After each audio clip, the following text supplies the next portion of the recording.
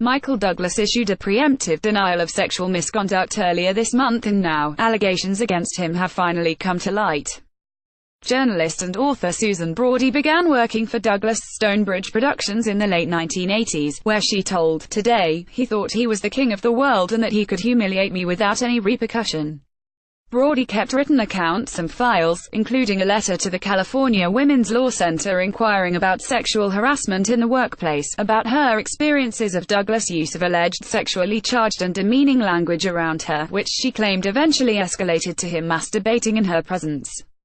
Braudy alleged in documents provided to The Hollywood Reporter that she was in a script meeting with Douglas, now 73, when she noticed he slid down from his chair onto the floor. Michael unzipped his chinos and I registered something amiss, Braudy wrote. His voice lowered at least half an octave. I peered at him and saw he'd inserted both hands into his unzipped pants.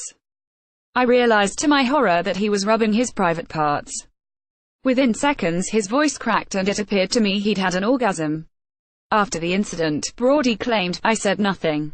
I was surprised I wasn't falling to pieces even though I was humiliated. I realized he thought he could do anything he wanted because he was so much more powerful than I was. Michael ran barefoot after me to the elevator, zipping his fly and buckling his belt. Hey, thank you, you're good.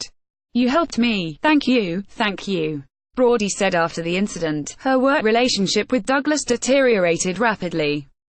When he sweetly asked me to sign a confidentiality agreement, I knew Michael was preparing to fire me, she wrote. Don't sign, my lawyer Leon Friedman said. Keep saying your lawyer is out of town, so Michael waited 6 months for my lawyer to return. She never signed the agreement. Braudy said she told numerous people about the harassment she claimed to have suffered at Douglas' hands, including journalist and Fire and Fury, author Michael Wolff and author Lynn Povich, who confirmed her allegations. As for why she hadn't come forward publicly sooner, Braudy told Today, one of my friends said, you better not tell people about him. People were frightened for me. I knew something was off but had no name for it. Braudy also wrote in documents obtained by The Hollywood Reporter.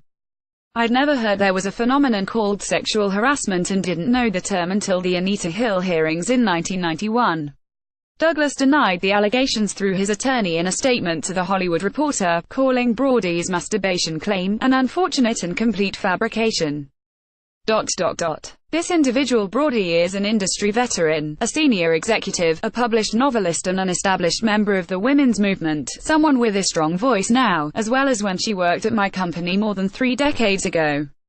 At no time then did she express or display even the slightest feeling of discomfort working in our environment, or with me personally. That is because at no time, and under no circumstance, did I behave inappropriately toward her. I can't believe that someone would cause someone else pain like this. Douglas previously told Deadline ahead of the publication of Braudy's accusations. Maybe she is disgruntled, her career didn't go the way she hoped and she is holding this grudge.